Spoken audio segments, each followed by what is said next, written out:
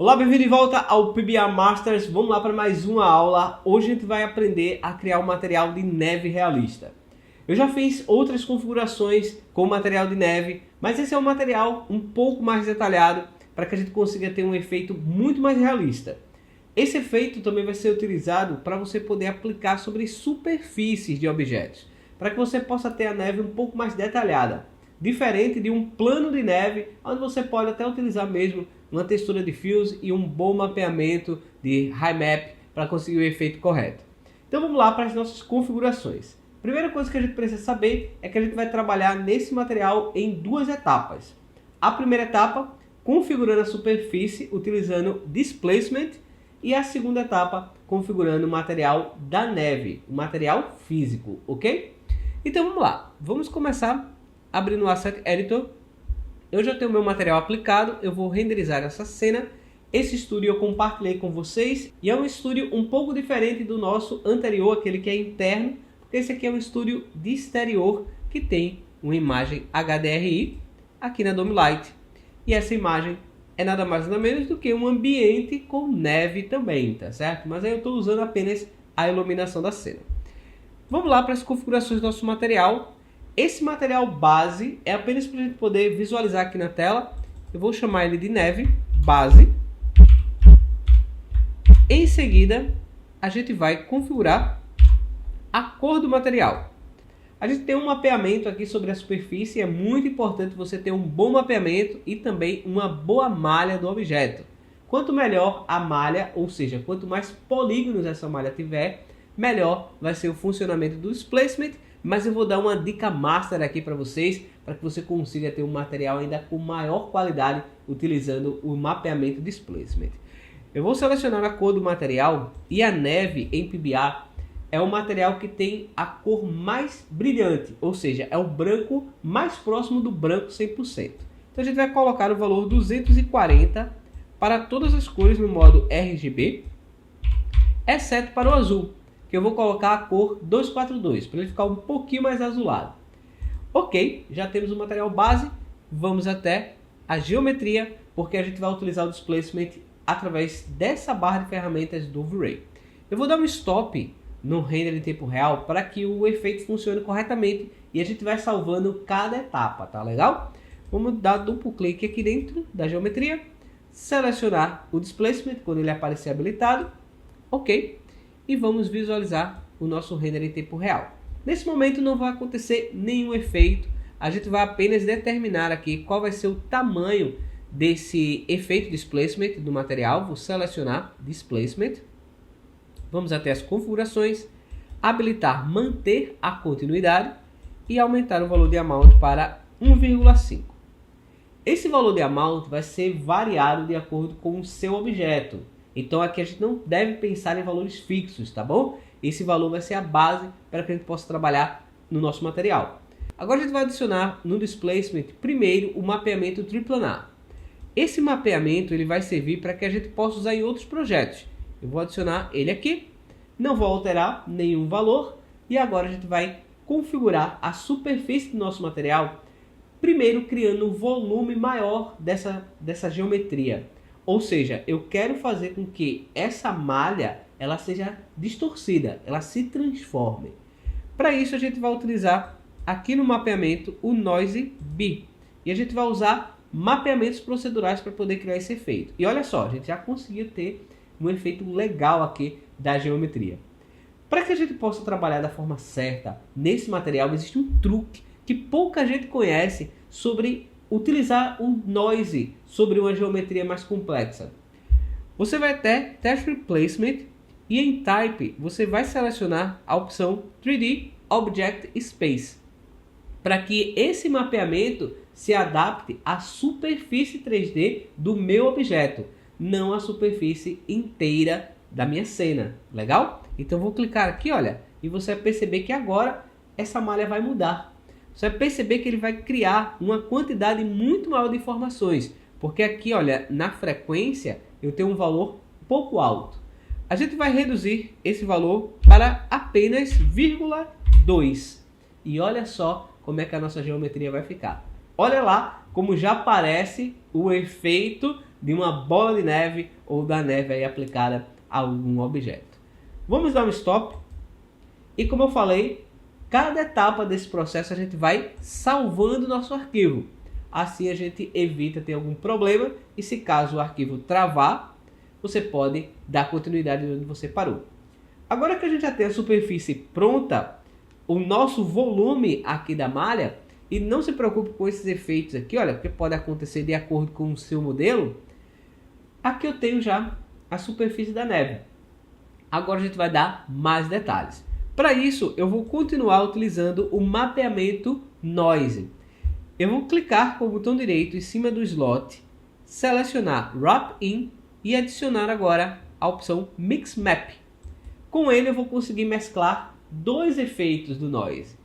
Eu vou simplesmente arrastar essa textura para cima, colar aqui.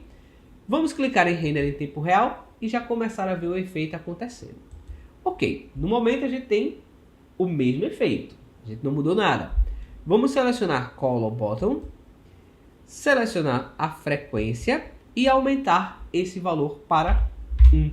Vamos dar uma olhada como é que ele vai ficar aqui agora, olha lá. Agora eu tenho os dois efeitos em conjunto. Só que você percebe que esse efeito aqui, olha, que eu adicionei agora, ele ainda está um pouquinho grande. A gente vai reduzir ele um pouco mais. Vamos colocar essa frequência em 0,7 para a gente dar uma olhada como é que vai ficar. E a gente quer a superfície bem mais suavizada.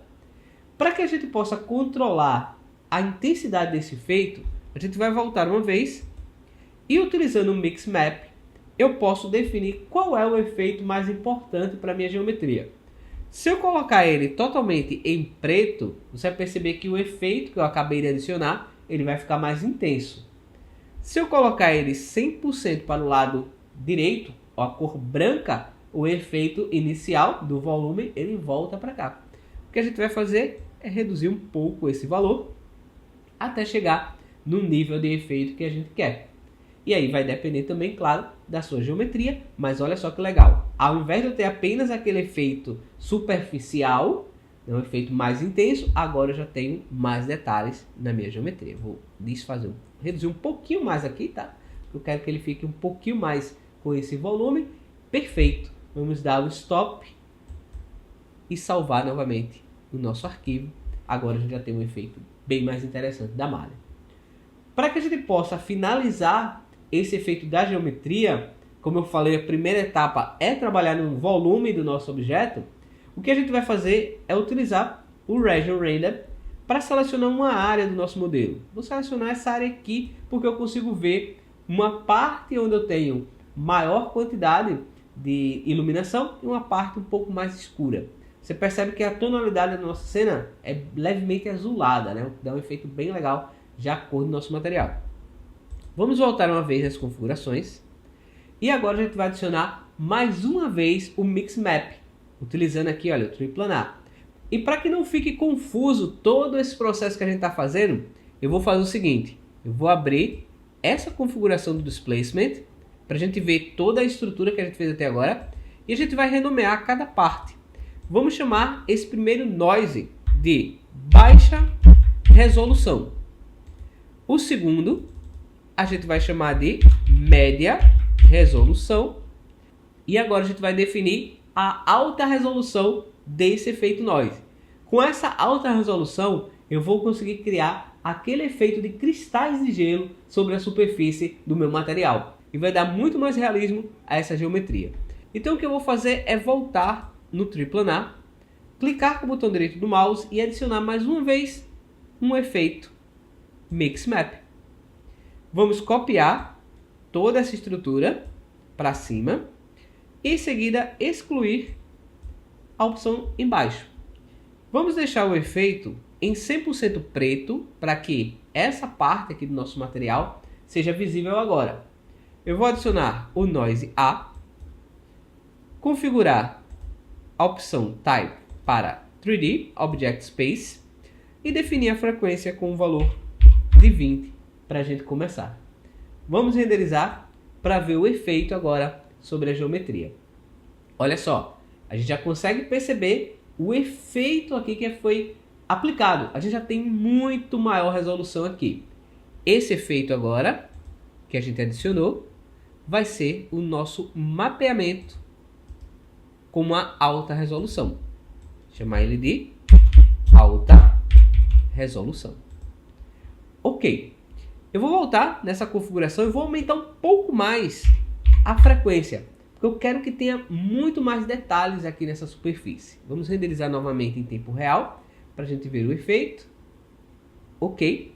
Vamos voltar na opção Triplanar, no Mix, e agora habilitar o valor que a gente tinha antes para a superfície inicial. Então a gente já consegue ver a superfície, olha, com o mesmo efeito que a gente tinha antes.